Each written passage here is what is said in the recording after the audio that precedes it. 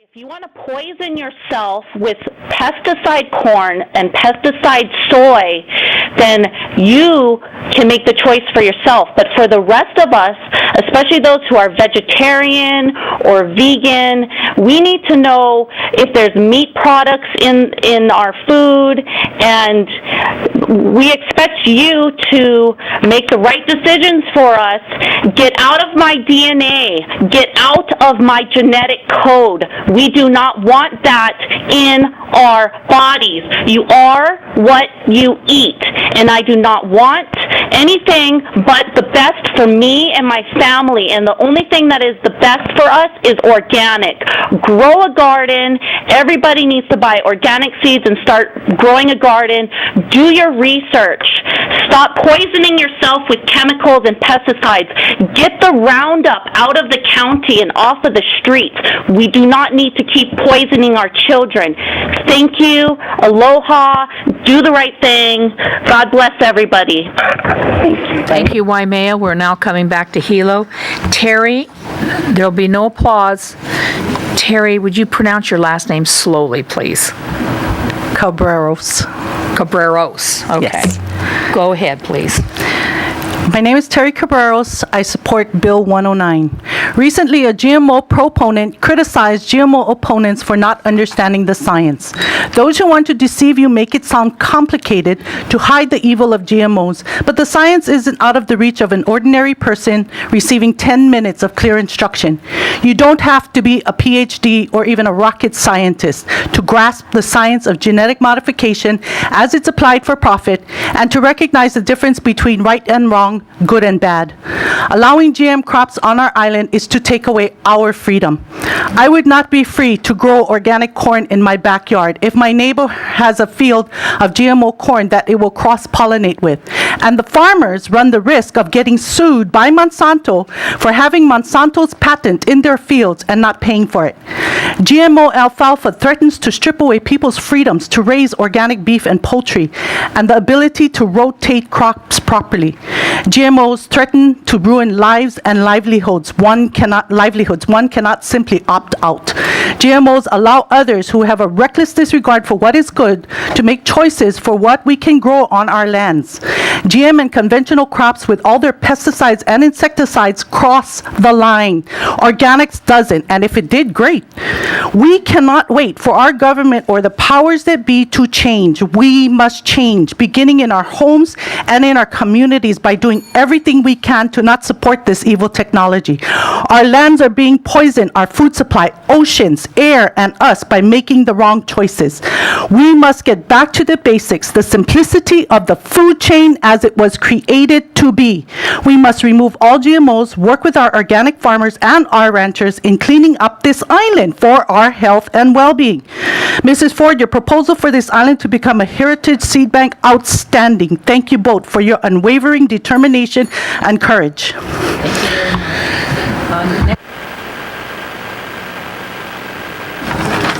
Next one down, actually. Is that you? No, that I'm representing her, but I'm the next one down. She didn't want to. Oh, okay, She didn't hang want to on. come up, so I'm Jason Blair. Okay, you cannot testify for Oh no, her. I'm the next person on the list. Blake Watson? Oh, I'm sorry. I guess I'm not the next Okay, person. Blake Watson? Sorry. It's okay. And then Jason Blair. Okay, you're one down, and Dennis Gonzalez. Okay, so Blake Watson, please go ahead. Before I begin, is it okay for me to testify for somebody else instead of myself who can't be here today? Mr. You can't do both. I'm just doing just for them. Just for that one, okay. Who are you testifying for? His name is Hector Valenzuela. Okay, please go ahead.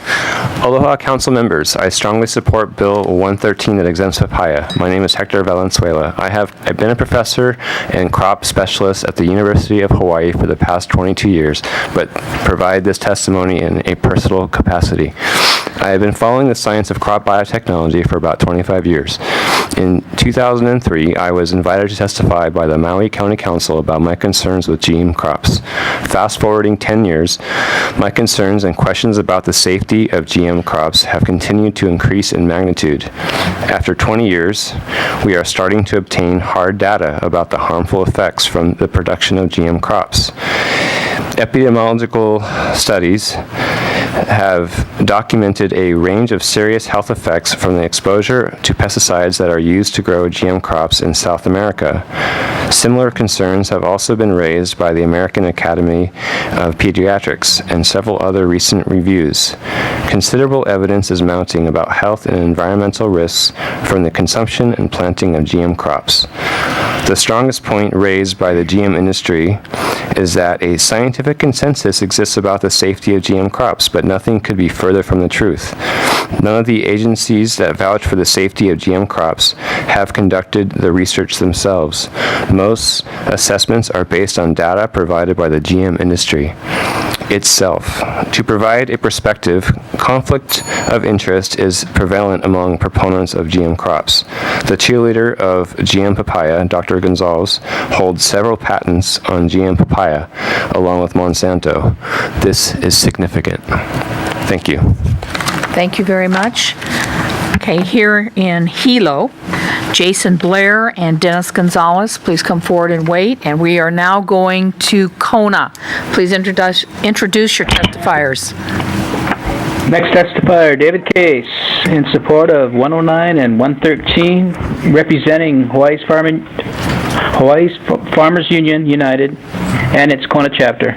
Go ahead. Thank you, Madam Chairman, members of the committee and the council. My name is David Case, for the record. I am the president of the Hawaii Farmers Union Kona chapter and a member and the secretary of the Farmers Union State Board. The Kona chapter and the State Farmers Union support both Bill 109 and 113. If enacted, they would respectively prohibit or restrict the propagation of genetically modified organisms in Hawaii County.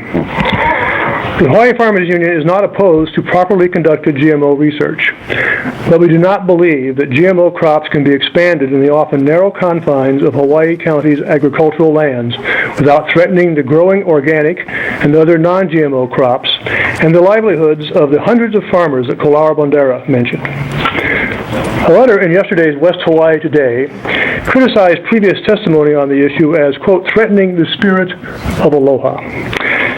Now, I was there, as were all of you, for most of those 2 days of testimony. And in my view, the testimony, both pro and con, while passionate, was respectful and in the spirit of aloha.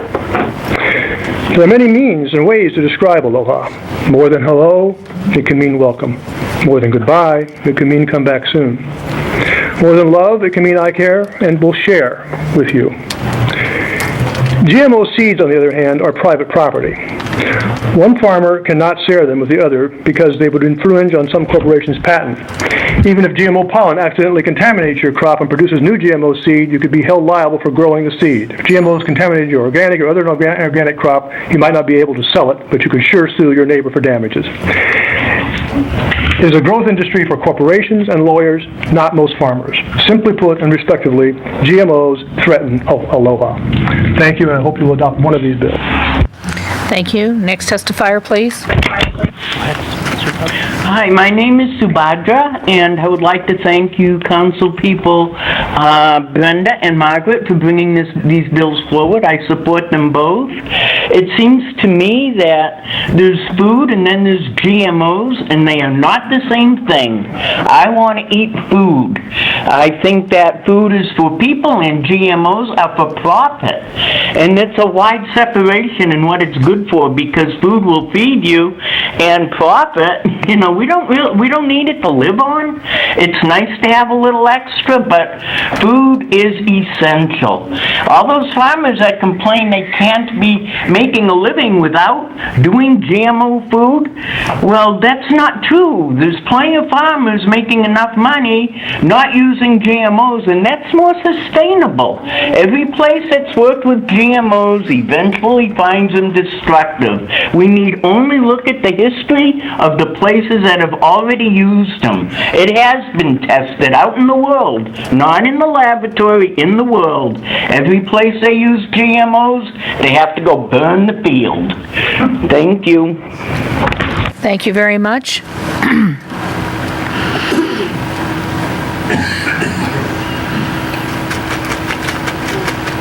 Okay, we're going to Waimea. We have no testifiers at this moment. Thank you. Thank you.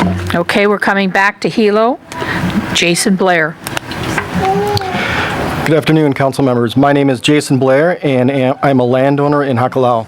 I'm here representing myself and my family. I am in support of Bill 109, and I believe that the sunset on the GMO papayas may be too short of a time period for the farmers to convert. So that maybe you could amend that to make that a little bit longer, but do not want any GMOs on the island at all, including animal feed. Because if it's fed to the animals, then if the cows are milked or the cattle is butchered, the GMOs are still in the food supply, and that's the main thing. If you want fish food or fish food that goes to fish in a tank or something, that's something completely different. Now I oppose Bill 113 only because it has too many exemptions, and especially the BT corn, which has proven to be toxic to animals and people. In fact, I emailed the council the study that was done at the University of Brazil that shows that BT corn destroys red blood cells in mammals, and we're all mammals. So it is proven to be toxic. And one thing that we need to keep going over is the fact that there can be no coexistence. Coexistence is contamination, and especially with many things, but corn especially, because that's the main crop that they're starting to put on the island. But the pollen can travel miles and miles and miles. The GMO people are trying to say that it's 500 feet or half a mile. It's not. It can be. There's dust on the top of Mauna Kea from China, so they can't tell me that pollen travels 500 feet. It's absurd. And also we can never be food secure on this island if all of our food is GMO, because we don't own it. Then Monsanto or Syngenta or someone else owns it. So Thank you very much. Thank you. Sir? Mr. Gonzalez. I'm Dennis Gonzalez, a retired agriculture researcher who actually very proudly developed the rainbow papaya. I oppose Bills 109 and 113. Bills 109 and 113 continues to divide the communities and farmers of Hawaii Island as it seeks to eliminate or greatly limit farmers and others to use approved GMO crops and eliminate the use of new GMOs. Scientists now are doing genetic engineering to control bacterial blight of anthuriums, control tomato spotted wilt. These bills will just simply limit the capacity for these scientists to do the work to help farmers and people of Hawaii Island. On another note, the bacteria citrus greening disease, and I worked at the University of Florida for 6 years, was found in Florida in 2005, and experts estimate that the greening will virtually eliminate the Florida citrus industry in 5 years. So far, genetic engineering is the most promising long-term approach to control greening disease. Greening is now in California, and Hawaii may be next. Bills 109 or 103 would eliminate Hawaii Island from using GMO citrus, even if greening decimates backyard and commercial citrus. Is that really what you want? Bills 109 and 103 should be defeated or withdrawn, and a task force formed to look into coexistence of GMO and non-GMO crops. Councilwoman Willie proposed a discussion for such a committee. I support that. This action is Pono, and really, I'm really proud that I developed this, and I'm really proud that I have a patent that Hector Quimada never can get, Hector Venezuela never can get. Thank you. We are now going to Kona. Next testifier is Shannon Rudolph, in support of Bill 109 and 113, representing Self-Brand Kids, Phyllis and Jay Hansen. Aloha, Council. You've heard it all before. I just want to remind you that Gary Hooser had said that 18.5 tons of restricted use and experimental chemicals are used on Kauai, and also 80 tons of conventional use pesticides on one little area on the west side of Kauai. That's 100 tons a year. And Russell Kokubun from the State Ag Department says that he has his figures mixed up, but Gary Hooser insists that he does not.